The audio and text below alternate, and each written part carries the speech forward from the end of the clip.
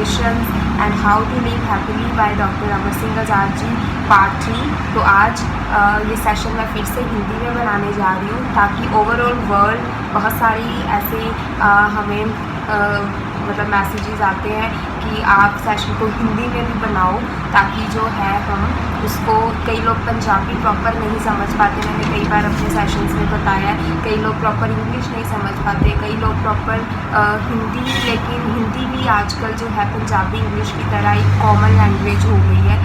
तकरीबन बहुत सारे जो लोग हैं वो हिंदी समझ लेते हैं। सो हिंदी में भी हम ये सेशन इसीलिए कर रहे हैं सो दैट बहुत सारे लोग हैं जो पंजाबीज़ हैं वो भी हिंदी समझ लेते हैं, जो इंग्लिश समझते हैं वो भी थोड़ी बहुत हिंदी पंजाबी समझ लेते हैं, तो हम सबको कंफर्टेबल करते हैं। सो इसलिए मैंने ये सेशन हिंदी में बनाया है और मैं कोशिश करूँगी कि ज़्यादा से ज़्यादा हम हिंदी में ही सेशन बनाएं, ताकि हम सब लोग जो हैं वो हिंदी समझ लेते हैं, but Punjabi is the very more common and Hindi is also common language nowadays. So हमारे आज के जो 52 टिप्स जो मैं आपको बताने का एक प्रण लिया था कि आज हम उसके 3rd पार्ट पे हैं, लेकिन उसका मकसद जो है वो मैं आपको बार बार बता चुकी हूँ कि मैं इनको पार्ट्स में डिवाइड करके क्यों बना रही हूँ, ताकि आप इन टिप्स को टाइमली फॉलो कर सको, इन चीज़ों को अपने ऊपर अप्लाई कर सको, और बहुत सारे लोगों ने इसको अपने ऊपर अप्लाई भी किया होगा और उनके रिजल्ट्स उनके सामने होंगे। सो आज का हमारा जो 21st पॉइंट है वो ये कहता है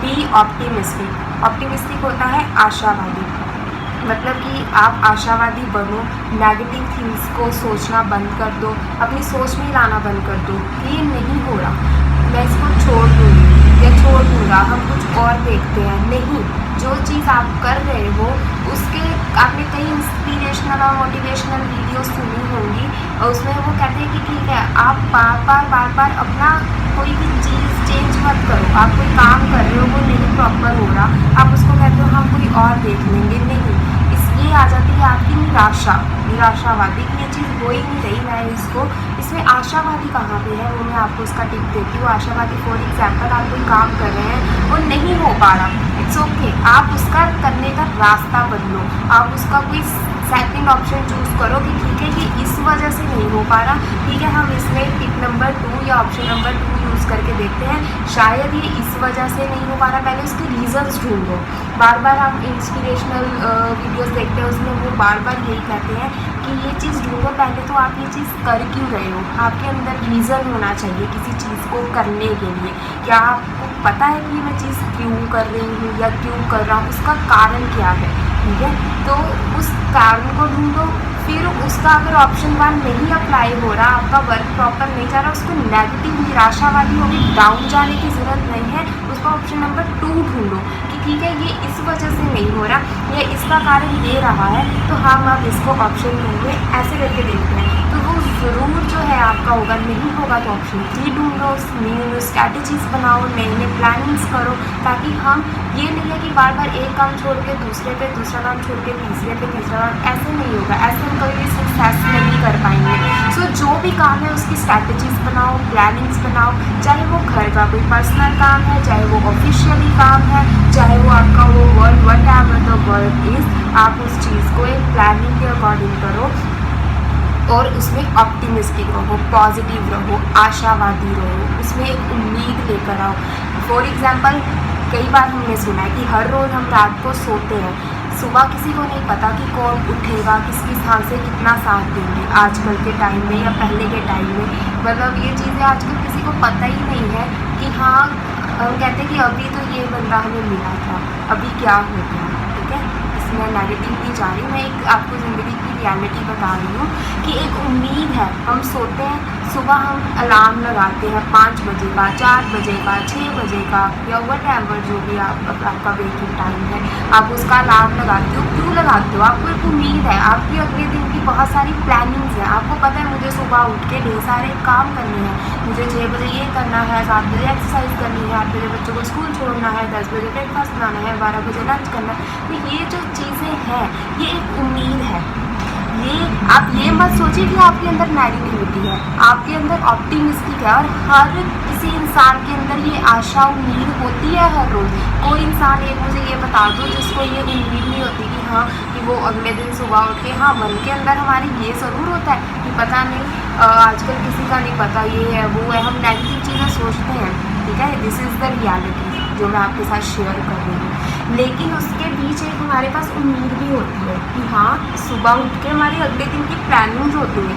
आपको पता है, आप खुद अगर मुझे सुन रहे हो तो आप खुद भी इस चीज़ के साथ सहमत होंगे, एग्री करोगे कि हाँ भाई, जब हम सोते हैं हम अगले दिन की ढेर सारी प्लानिंग्स करके सोते हैं कि कल हमें यहाँ जाना है, कल हमें इससे मिलना है, कल हमें ये चीज़ें करनी है, कल हमें घूमने जाना है, कल हमें बच्चों को यहाँ घुमाने लेके जाना है, वहाँ लेके जाना है। कितनी सारी प्लानिंग्स हम कर सकते हैं। सो ये है कि हम सबके अंदर एक आशा वाली, जो उम्मीद वाली किरण है ना, वो होती है। बस क्या करते हैं, हम उसको थोड़ा नेगेटिव जो अपनी रेस है उसको थोड़ा अप कर लेते हैं, बाकी चीज़ों को हम दबा लेते हैं। उसको जो हमारी आशा वाली जो पॉजिटिविटी है उसको दबा लेते हैं, नेगेटिव का असर थोड़ा सा ज़्यादा हो जाता है। लेकिन उस नेगेटिविटी को कम करो, जैसी चीज़ें सोचनी शुरू कर दोगे वैसी चीज़ें ही होनी शुरू हो जाती हैं। सो ऑप्टिमिस्टिक रहो, आशावादी रहो, पॉजिटिव सोचो तो सब कुछ जो है वो पॉजिटिव ही होगा। सो 22.3 कहता है focus on what you want, not on what you don't want. वो कहते फोकस करो, केंद्रित करो अपने ध्यान को उस चीज़ पे जो आप चाहते हो, ठीक है। मान लो आप कोई चीज़ लेना चाहते हो या आपको पता है, मुझे फॉर एग्ज़ाम्पल आप एक नॉर्मल मिडिल क्लास फैमिली से बिलोंग करते हो, आप चाहते हो कि मुझे गाड़ी चाहिए या मुझे ये चीज़ खरीदनी है, आप उस चीज़ पे फोकस कर लो। आप थोड़े महीनों के लिए फ़ोकस करो, साल के लिए फ़ोकस करो, एक स्ट्रैटेजी बना लो कि हाँ इतने टाइम तक मुझे ये चीज़ खरीद लेनी है, ठीक है। तो वो डेफिनेटली होगा। जो चीज़ आपको चाहिए ही नहीं है उस चीज़ पे फोकस मत करो। आप सोच रहे हो कि हाँ ये चीज़ ले सकते हैं बट इसकी ज़रूरत नहीं है अभी, या अभी क्या हमें ज़रूरत ही नहीं है, बट वैसे ही हम एक दूसरे की तरफ देख के सोच लेते हैं कि ये भी ले लेते हैं अभी, लेकिन उस चीज़ की हमें ज़रूरत नहीं है। सो ऐसी चीज़ों पे ध्यान केंद्रित मत करो, ध्यान ऐसी चीज़ों पे केंद्रित करो जो आपको चाहिए, जो आपका ड्रीम है, जिस चीज़ की आपकी इच्छा है, जो आप चाहते हैं कि जब हमारी ज़िंदगी का सफ़र पूरा हो उससे पहले हम उन इच्छाओं को पूरा करें, तो उन पर ध्यान केंद्रित करो। वो आप 6 महीने में ले सकते हो, वो आप 4 महीने में ले सकते हो, वो आप 10 महीनों में, वो साल में, 2 साल में, वो according to your focus strategy होगी कि आप अपना जो ध्यान है वो कितना केंद्रित कर रहे हो, ठीक है। सो बहुत छोटे छोटे ये टिप्स हैं। खुश रहो, आशावादी रहो, उम्मीद रखो अपने आप से। दूसरा ये आ जाता है कि फ़ोकस करो जो आपकी इच्छाएं हैं, जो आपके जो मंतव्य है, जो आप चाहते हैं कि मैं इनको पूरा करना चाहता हूँ या चाहती हूँ, उन चीज़ों पे फोकस करो।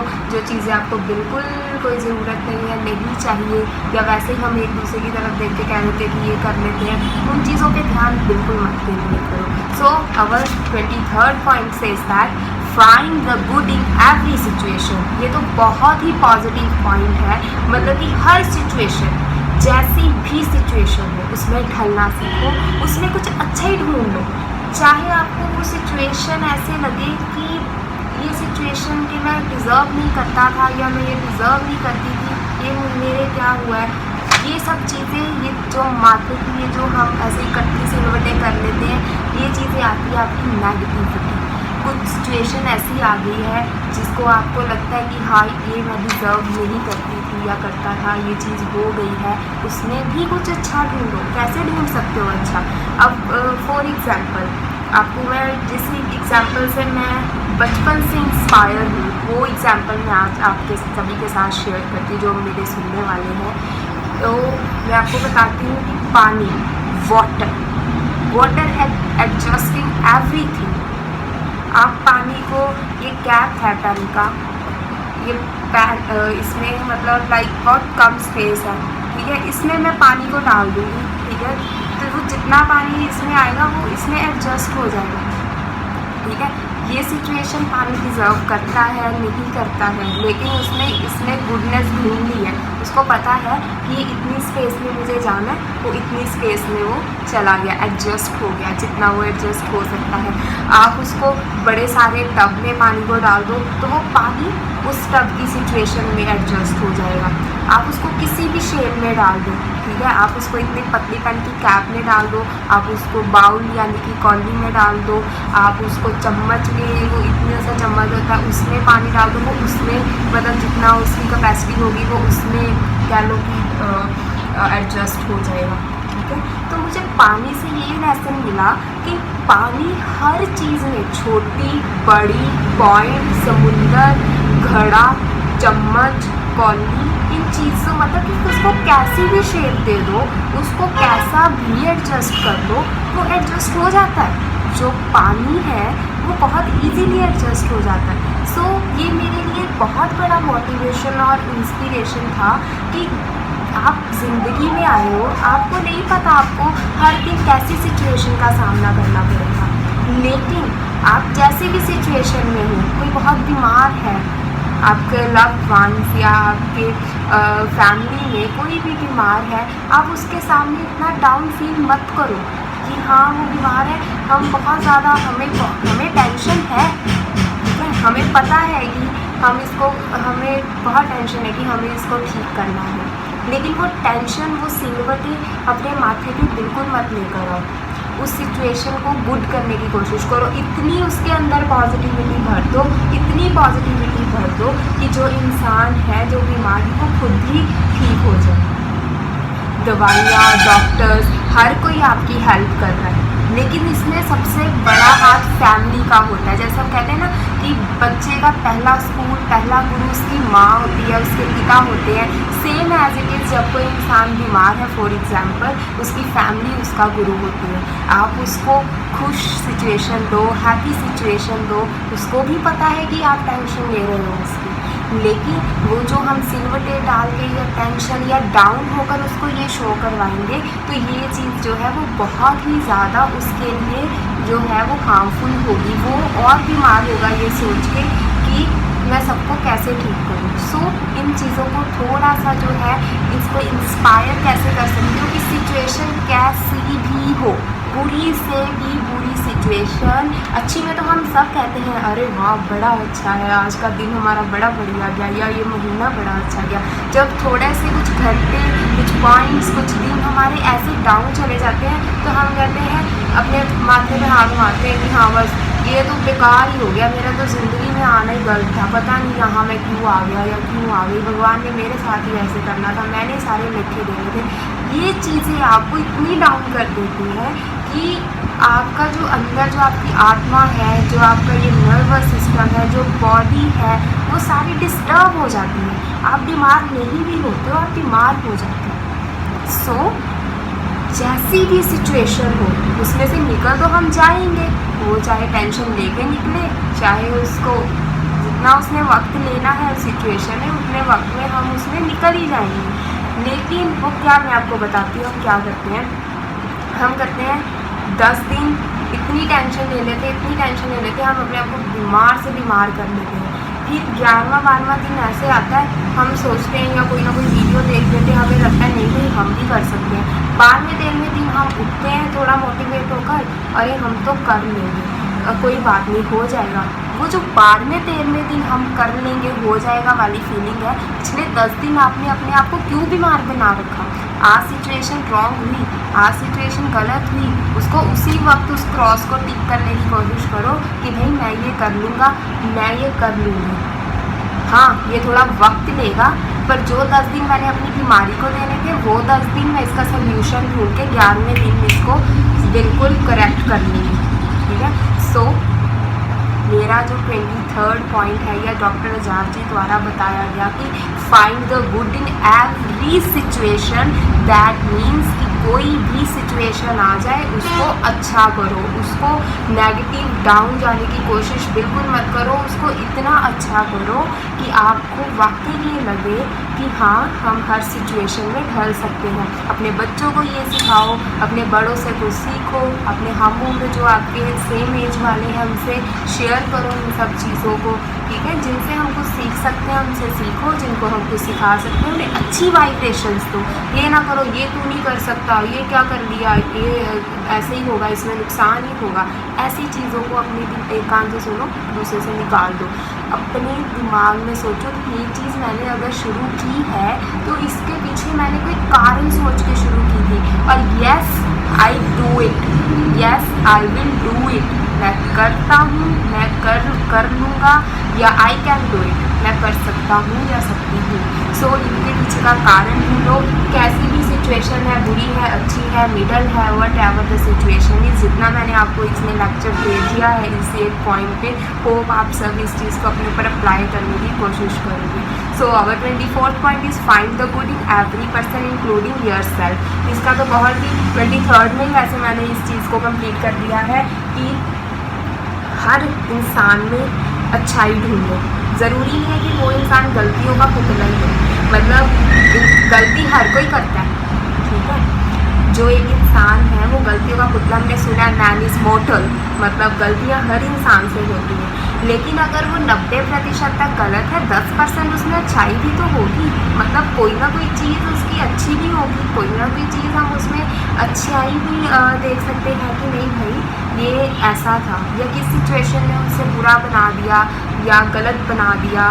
सो उन चीज़ों को थोड़े टाइम के लिए साइड रखो, चाहे वो आप ही हो, including your self, including our self, including my self, मतलब अपने आप को भी साथ में ही लेके चलो कि अगर मुझमें 90% तक गलतियाँ हैं तो 10% शायद मैंने कोई अच्छा काम भी किया है, कोई अच्छाई भी है मेरे अंदर, या किसी को मैंने कुछ सिखाया भी है। सो ये चीज़ें बहुत ज़्यादा इंस्पिरेशनल है। जैसे मैंने कहा कि good in every situation, find goodness in every situation, ऐसे find goodness in every person. हर इंसान की देखो छोटी सी ज़िंदगी है, किसी को नहीं पता आजकल के वक्त में कौन कितना सांसें भगवान ने लिख के भेजी है, ना ही पहले पता था खैर, लेकिन अब बीमारियाँ इतनी बढ़ गई हैं कि हम उस पर कोशिश कर रहे हैं, हम अपना एक मोटिव बनाया है कि हाँ हमें बीमारियों से मुक्त होना है, तो हम उस चीज़ पे चल रहे हैं, जो चल रहे हैं वो तंदुरुस्त भी हो चुके हैं। तो इन चीज़ों को हम टाइमली जो है आपको गाइड कर रहे हैं, लेकिन बहुत सारी चीज़ें ये ध्यान में रखो कि वो सिचुएशन ही ऐसी रही होगी कि उस इंसान को बुरा बोलना पड़ा, या वो सिचुएशन ही ऐसी रही होगी कि उसने कुछ ज़्यादा ही ऐसी तकलीफ़ें सहन की जिसकी वजह से बहुत चीज़ें जो है वो ख़राब हुई, गलतियाँ हुई उससे। लेकिन अगर वो इंसान उसको देखो तो उसके अंदर भी आपको अच्छाइयाँ भी दिखाई देंगी। जब आप अच्छाइयाँ ढूंढोगे ना तो वो अच्छाइयाँ ही मिलेंगी। वो आपने अब आजकल आप सोशल मीडिया में रहते हो, बहुत सारे आपने ऐसे जो क्योट्स होते हैं वो पढ़े होंगे कि इंसान के अंदर बहुत सारी अच्छाइयाँ होती हैं। अगर 99% या 90% तक वो इंसान गलत है तो उसमें कुछ अच्छा भी होगा। तो वो एक मैंने पढ़ा था, उसमें आया था कि आप खुद अच्छे बन जाओ, शायद किसी की तलाश पूरी हो जाए।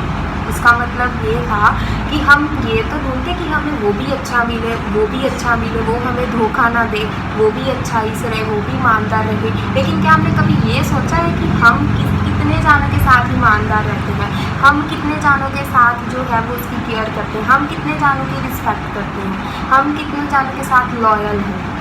अगर हम अपने आप में थोड़ी सी अच्छाइयाँ ढूंढनी शुरू कर दें या थोड़ी सी अच्छाई अपने आप में डाल लें दूसरों के प्रति, तो शायद कोई इंसान जिनका आज भरोसा उठने लगा दुनिया से, शायद वो धीरे धीरे करके भरोसे दोबारा शामिल हो जाए। जैसे पहले ज़िंदगियाँ हमारे बुज़ुर्गों की थी, हमें हमारे जो बड़े बुज़ुर्ग थे वो सुनाते थे, हम ऐसे रहते थे, हम सभी इकट्ठे बैठते थे, हम खाना खाते थे, हम खेलते थे। आजकल के टाइम में हम ये कर ही नहीं सकते क्योंकि हमें किसी पे भरोसा ही नहीं है। वो क्यों नहीं है? क्योंकि हमारे खुद के अंदर चोर है, क्योंकि हम किसी के साथ ईमानदार रहना ही नहीं चाहते हैं। आप खुद ईमानदार बनो, आपको सारी दुनिया अगर कोई आपके लिए गलत करेगा भी या सोचेगा भी ना, तो 2 मिनट वो पहले ये ज़रूर सोचेगा कि हाँ इसने मेरे लिए कभी गलत नहीं किया, मैं भी इसके साथ गलत नहीं कर सकता या नहीं कर सकती। सो हर एक इंसान में अपने आप को भी बीच में शामिल करके अच्छाई ढूंढो, अच्छे बनो, ताकि दूसरों को भी वो चीज़ जो है उतनी ही रिस्पेक्टफुली मिले, उसको भी लगे कि नहीं ये कर सकता है या ये कर सकती है तो मैं भी कर सकती हूँ। So find the good in every situation, find the good in every person, including our self, your self, my self. ठीक है, इसलिए मैंने सबको ही कर दिया, आप, सब और मैं।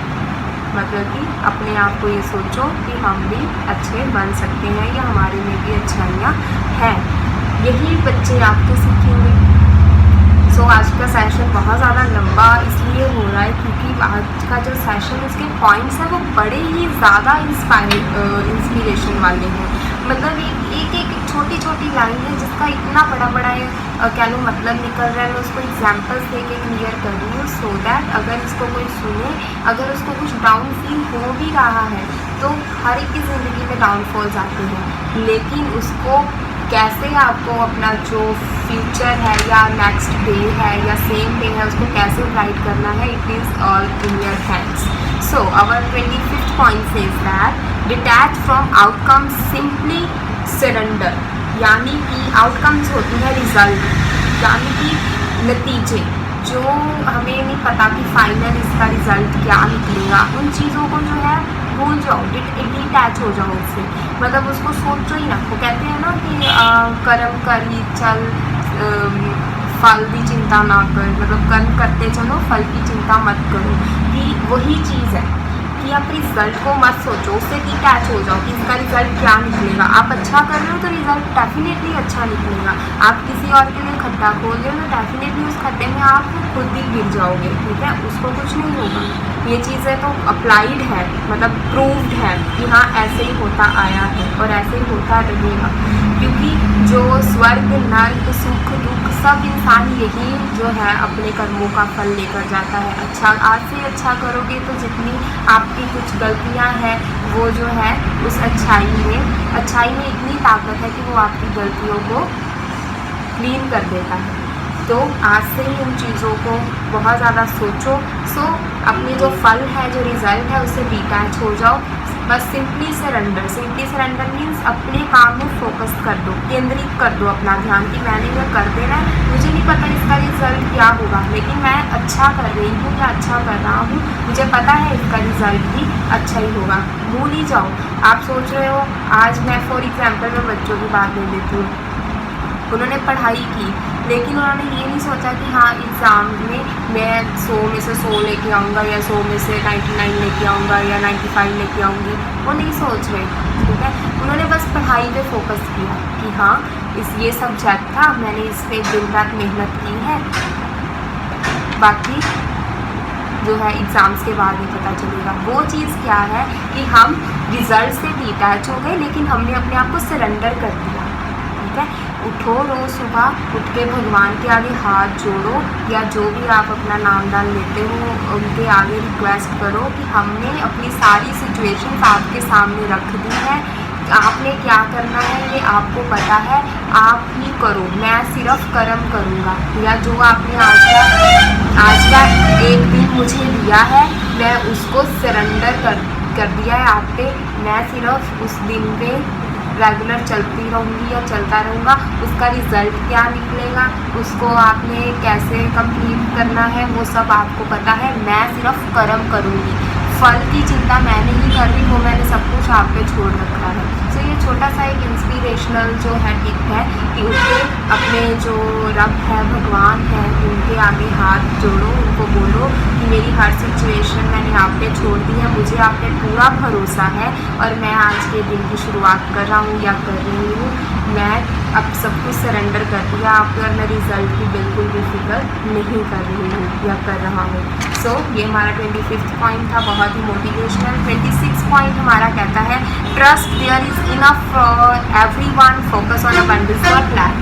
यानी कि एक विश्वास रखो कि हर किसी के पास सब कुछ है, काफ़ी है, जितना अकॉर्डिंग टू उसके कर्म के हिसाब से या उसकी अच्छाइयों के हिसाब से या उसके वर्क हार्ड के हिसाब से जितना उसे भगवान ने देना था वो दे रहा है। अपना ज़बरदस्ती ये कोशिश मत करो, ये फोकस मत करो कि हाँ हम शायद तो उसके लिए बहुत अच्छा करते, बहुत अच्छा करते। होगा वही जितना जितने उसने कर्म किए हैं। सो इस चीज़ों को अपने दिमाग से निकाल दो कि मैं उसके लिए कुछ अच्छा कर सकता था, या मैं कुछ उसके लिए अच्छा कर सकती थी, या मैं उसको और बढ़िया बना सकता हूँ। या कोई भी है जो हम अपने से किसी को हमसे थोड़ा लोअर है, या हमें लगता है हम इसके लिए ये करें वो करें, जितना हम कर सकते हैं हम कर रहे हैं, तो वो उस चीज़ को इतना समझो कि वो उसके कर्म के अनुसार उतना ही भगवान हमसे करवा रहे हैं। अगर हम उसके लिए कुछ एक्स्ट्रा सोचने की कोशिश करेंगे तो वो क्या होगा कि हम खुद ही उस चीज़ के लिए डिस्टर्ब हो जाएंगे। ठीक है, भगवान ये कहते हैं कि हेल्प करो, लेकिन भगवान ये नहीं कहते कि आप सिर्फ हेल्प ही करते रहो, वो खुद कुछ भी ना करे। आप कही जाओ कि मैं उसको इतनी हेल्प कर दूँगा, आप उसकी इतनी हेल्प कर दो कि उसको कुछ करने की ज़रूरत ही ना पड़े। ठीक है, ये भी अच्छा नहीं है। वो क्या कहते हैं कि अपने आप की जो मदद करता है भगवान भी उसी की मदद करता है। मदद उसकी करो जिसको आपको दिखाई दे कि ये कुछ एफर्ट्स कर रहा है, जिसको आपको पता है कि ये वर्क हार्ड है, ये लॉयल है, ये ऑनेस्ट है, ये कर रहा है, मैं इसको थोड़ा सा इसका साथ लूँगी या इसका साथ दूँगा तो ये और बढ़िया कर सकता है। बस इतना काफ़ी है। अगर आप ये सोचोगे कि मैं सब कुछ इसके लिए कर ही दूँ चाहे मेरे पास कुछ भी ना रह जाए, तो दैट इज़ वेरी रॉन्ग। इसके लिए भगवान ने कभी ये चीज़ें नहीं दी। इसीलिए वो कहते हैं कि इतना विश्वास रखो भगवान पे, उसने हर एक को इस दुनिया में जिसको जन्म दिलवाया है या इस यहाँ पे भेजा है, तो उसका कुछ सोच के उन्होंने भेजा है। अगर उसके कर्म ऐसे हैं तो वो अपने कर्मों के अनुसार ही फल लेगा। सो इस चीज़ पे विश्वास रखो कि हर एक के पास इतना है कि वो अपना जो दिनचर्या है वो चला सकता है। उसको एक्स्ट्रा ऑर्डिनरी करने की कोशिश मत करो, ये चीज़ भी आपको जो है वो डिस्टर्ब करती है। सो हमारा 27वां पॉइंट कहता है let go of the need to control. ये तो बहुत ही सिंपल पॉइंट है कि जितनी चीज़ आपको लगती है कि कंट्रोल करने की ज़रूरत है उतना ही कंट्रोल करो। इससे आप खुद भी खुश रहोगे और बाकी सिचुएशंस भी हैप्पी रहेंगी। सो 28 हमारा कहता है smile at everyone including strangers। Smile at everyone का मतलब ये है कि हर किसी से मुस्कुराकर बात करो, चाहे वो अजनबी है, कोई आपसे पहली दफ़ा मिला है या आपने पहली बार उससे कोई बातचीत की है, तो उससे हंसमुख चेहरे से मिलो, खुश होकर मिलो, ना कि आप उसको मतलब इतनी नेगेटिविटी, वो आपको कोई अपनी सिचुएशन बता रहा है या कोई आपसे डिस्कस कर रहा है, उसको नेगेटिव मत करो, उसको स्माइल फेस के साथ मिलो। और अगर उसकी सिचुएशन इतनी डाउन और नेगेटिव जा रही है तो उसको भी स्माइल जो है एक कर्म करो, उसको भी खुश रखने की, उसमें इतनी पॉजिटिविटी भरो कि वो इंसान, उसको इतना हौसला दो कि वो इंसान को लगे कि हाँ शायद अगर आज मैं इससे ना मिलती या ना मिलता तो शायद आज मैं अपना कोई नुकसान कर लेता, लेकिन इसने मुझे इतना हौसला दिया है, उस नेगेटिविटी से मैं ऐसे निकल गई हूँ या ऐसे निकल गया हूँ कि अब मैं सब कुछ पॉसिबिलिटी है कि मैं इस सिचुएशन को अच्छा कर सकती हूँ या कर सकता हूँ। सो सबको स्माइल फेस से मिलो। किसी इंसान का दिन ऐसा होता है कि कुछ सिचुएशन कुछ बुरी हो जाती है, लेकिन हमारे जस्ट एक हंसमुख चेहरे से, हमारी एक छोटे से स्माइल फेस से वो इंसान के जो सारे दुख दर्द हैं वो दूर हो जाते हैं। सो सबसे हंस कर मिलो। Watch a comedy. दिन में जब भी आपको 5 मिनट, 10 मिनट, आधा घंटा, जितना भी वक्त आपको मिलता है अपनी फैमिली के साथ, अपने लव्ड वन के साथ, अपने नियर डियर वंस के साथ, उनके साथ थोड़ी सी कॉमेडी देखो बैठ के। जैसे आजकल वो कितना है, मैं आपको वो कपिल शर्मा जैसे शो है, वो कैसे इतना ज़्यादा दे रहे हैं लोगों को। आपने उसमें कई बार सुना भी, हम सब भी देखते हैं, मतलब हम सब दुनिया में हैं और ये शोज़ चलते हैं रेगुलर, तो देखते हैं हम भी अपनी फैमिलीज़ के साथ। तो उसमें मतलब कितनी अच्छी चीज़ें आपने कई बार देखी होगी कि लोग उसमें ये बताते हैं कि हमें कितनी सारी बीमारियां हो गई थी, लेकिन आपके शो में इतनी पॉजिटिविटी थी, इतना मतलब हंसे हम आपके इन चीज़ों की वजह से कि वो हंस के हमारी जो अंदर की ब्लॉकेजेस है वही ख़त्म हो गई, हम तंदुरुस्त हो गए। मतलब जिसके अंदर इतनी नेगेटिविटी थी वो ये कह रहा था, डॉक्टर तक कह रहे थे कि हाँ बस इनका बचना मुश्किल है, वो बंदा भी ठीक हो गया। ठीक है, तो इसका मतलब ये है कि एक कॉमेडी, किसी जो भी आपका फेवरेट गाना है, जिन्होंने इतनी मेहनत की है आप लोगों के चेहरे पे हंसी लाने के लिए, उन चीज़ों को सुनो। उन चीज़ों को आप सुनोगे तो आपको वाकई लगेगा कि हाँ, हम इस सिचुएशन से, जो बैड सिचुएशन थी, हमने उसको हील कर लिया, उसको गुड में कन्वर्ट कर लिया है। सो बहुत सारी सिचुएशंस ऐसी हैं जो प्रैक्टिकली हमने भी करी हैं, क्योंकि हम भी इंसान हैं। अगर हम आपको कुछ चीज़ें बता पा रहे हैं तो वो हमारे खुद के बहुत सारे एक्सपीरियंसेस होते हैं जो हम कॉन्फिडेंटली आपके साथ शेयर करते हैं, ताकि आप भी इन सिचुएशन से बहुत ईजीली निकल सकते हो। किसी के लिए ये बहुत टफ है, किसी के लिए बहुत ईजी है, लेकिन सिचुएशन में ढलना, सब्र करना, पेशेंस करना, ये हर किसी के बस की बात है। सो थोड़ा सा अपने आप को वक्त दो, खुश रहो, सबको खुश रखने की कोशिश करो, हर एक इंसान को अपने जैसा समझो। जैसे वो हम कहते हैं कि हर किसी में भगवान ढूंढो, ठीक है। वो भगवान ढूंढना मतलब होता है कि हर किसी इंसान को अपने जैसा इंसान समझो। ये मत समझो कि मैं एक बहुत अच्छी इंसान हूँ लेकिन ये इंसान तो खराब है, ऐसे नहीं। अपने आप की गलतियाँ ढूंढना शुरू करो, अपनी गलती ढूंढनी शुरू करोगे तो ही जो है दूसरों को आपको शिक्षा, कोई लेसन जो है दे सकते हो। इसलिए आपको मैं छोटी सी स्टोरी बताती हूँ, बहुत छोटी सी है, ज़्यादा टाइम नहीं लूँगी। इसमें है कि एक डॉक्टर था, एक मदर अपने बच्चे को उसके पास लेके जाती है, तो वो उसको ये कहती है कि डॉक्टर साहब ये गुड़ बहुत ज़्यादा खाता है, ये दिन में खाना भी नहीं खाता लेकिन ये गुड़ बहुत ज़्यादा खाता है, सारा दिन ये गुड़ ही खाई जा रहा है। कभी एक ले जाता है छोटी सी टुकड़ा तोड़ के, फिर खा लेता है, खाना नहीं खाता, वही खाई जा रहा है। मैं बहुत परेशान हूँ। कोई चीज़ एक्सेस मात्रा में अगर हम लेंगे तो हमारी जो बॉडी है वो भी बच्चा है, तो इसको एक गलत भी एडिक्शन हो सकती है। ये तो खाना खाएगा नहीं, ऐसे इसके न्यूट्रिएंट्स पूरे नहीं होंगे। तो वो डॉक्टर उसको बोलते हैं कि आप ना 1 हफ्ते बाद आना मेरे पास, ठीक है। तो वो कहते हैं ठीक है, वो चले जाते हैं। 1 हफ्ते बाद वो डॉक्टर के पास वापस आते हैं, तो डॉक्टर उसको बोलता है, बच्चे को अपने पास बिठा के, कि आप ना गुड़ नहीं खाना आज के बाद आपने, ठीक है। अगर आप गुड़ खाओगे तो वो आपकी सेहत के लिए एक्सेस मात्रा में कोई भी चीज़ खाएंगे तो वो ठीक नहीं होती है, तो आप बाकी न्यूट्रिएंट्स भी पूरे करो अपने। सो गुड़ भी जो है लो, लेकिन बहुत ज़्यादा नहीं, खाना खाओ, खाने के बाद थोड़ा सा गुड़ खा लिया करो, वैसे तो बिल्कुल नहीं इतना ज़्यादा खाना। तो वो उसकी मदर बोलती है कि डॉक्टर साहब अगर आपने ये बात ही कहनी थी तो ये पिछले वीक ही कह देते जब हम आए थे, तो इसको इतना 1 वीक का बीच में आपने ये डिस्टेंस क्यों डाला, कि इतनी छोटी ना आपको मेडिसिन देनी थी ना, आपने कुछ और कहना था, सिर्फ यही बताना था, तो उसी दिन बता देते। तो डॉक्टर ने पता है इस पर क्या कहा, वो कहता कि जब तक मैं खुद की आदत नहीं बदलता तब तक मैं किसी को शिक्षा कैसे दे सकता हूँ। फॉर एग्जाम्पल कि वो डॉक्टर खुद इतना गुड़ खाता था, वो कहता कि सबसे पहले मैंने 1 हफ्ता खुद ये करके देखा कि क्या मैं इस चीज़ को छोड़ सकता हूँ, क्या मैं इस गुड़ खाने की आदत को कम कर सकता हूँ, छोड़ सकता हूँ। क्योंकि अगर मैं ये छोड़ूंगा तभी तो मैं किसी को बता सकता हूँ कि बेटा तुम भी मत खाओ। वो कहता पहले 1 हफ्ता मैंने छोड़ा, फिर मैंने देखा कि हाँ मैं इसे छोड़ सकता हूँ, फिर मैंने उसकी ये चीज़ें देखी कि हाँ इन चीज़ों के एक्सेस मात्रा लेने में क्या नुकसान है या नहीं है, या व्हाटएवर, वो सब स्टडीज़ थी। तब मैं जाके आपके बच्चे को गुड गाइड कर पाया हूँ कि बेटा इसको इतना ज़्यादा मत लो, ये it's good for digestion but excess मात्रा में इसको लेना ठीक नहीं है, खाना खाओ ताकि बाकी न्यूट्रिएंट्स भी आपके पूरे हों। सो ये एक छोटी सी स्टोरी का मोटिव ये था, शायद बहुत ज़्यादा ये सुनी भी होगी।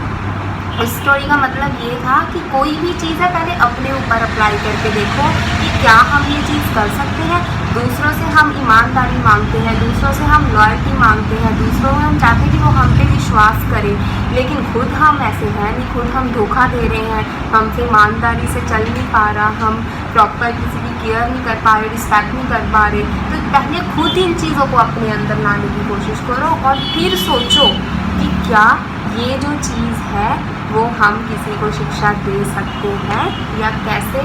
फिर उस चीज़ को जो हो सोचो और उस चीज़ को अप्लाई करो और दूसरों को समझाओ। सो आपको ये जो स्टोरी है वो बहुत शायद अच्छी भी लगी हो, इसको ज़रूर शेयर करो, सबको मोटिवेशन जो है वो देने की कोशिश करो। सो हमारा 30th पॉइंट कहता है आज का जो हमेशा की तरह लास्ट बट नॉट लीस्ट हमारा 30 पॉइंट कहता है लाइटन अप एंड लाफ मोर। ये हमारा 29 में कंप्लीट हो जाता है कि जितना ज़्यादा हंसोगे उतना ज़्यादा अपने आप को हल्का महसूस करोगे, जितना किसी को खुशियाँ बांटोगे, जितना किसी को पॉजिटिव करोगे, उतना ही अपने आप को जो है वो आप हल्का महसूस करोगे, खुश महसूस करोगे और आपको ऐसे लगेगी कि बुरी से बुरी जो सिचुएशन है मैं उसको भी हील कर सकता हूँ या हील कर सकती हूँ।